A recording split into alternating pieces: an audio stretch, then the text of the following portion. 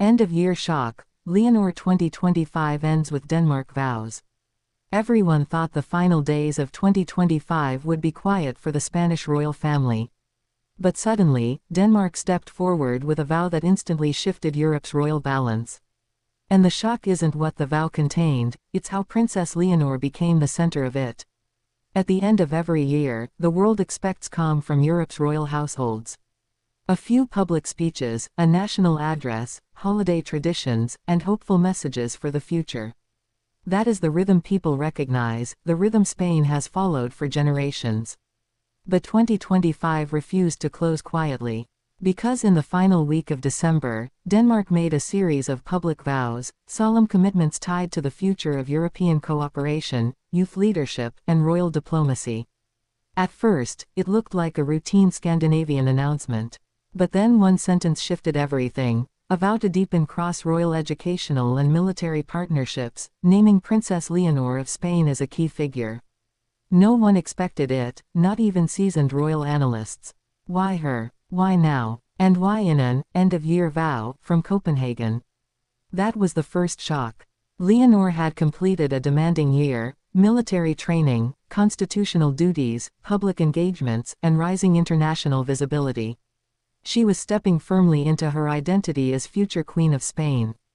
But Denmark's vow suggested something bigger, a long-term strategy that placed Leonor at the center of a new European youth-driven royal cooperation.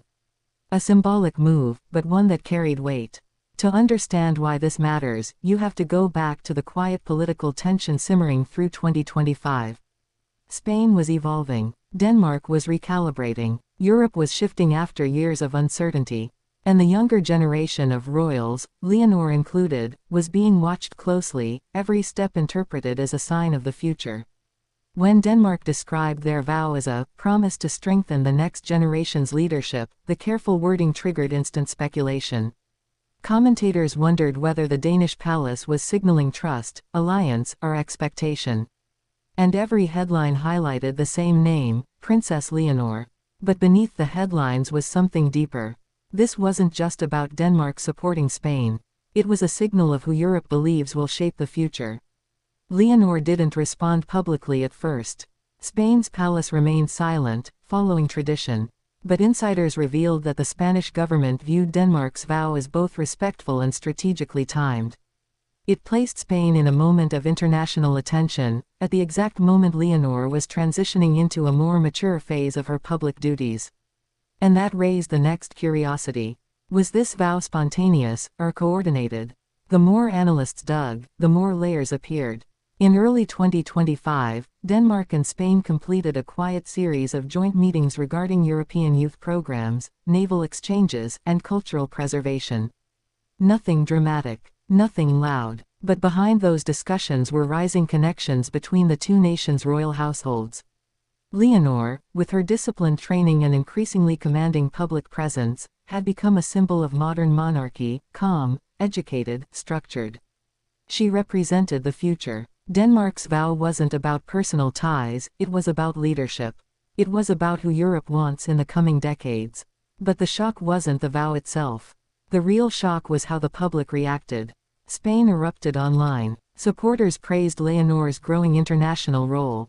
Critics questioned Denmark's motives. And royal watchers dissected every sentence of the announcement, guessing what it truly meant. Was Denmark signaling a long-term alliance? Was it a political gesture? Was it preparing for future European shifts? Each question led to another, creating a chain of curiosity that stretched through the entire holiday season. Meanwhile, Leonor maintained her usual calm. She appeared at year-end events with quiet confidence. No dramatic speeches, no hints of controversy, but her presence said everything.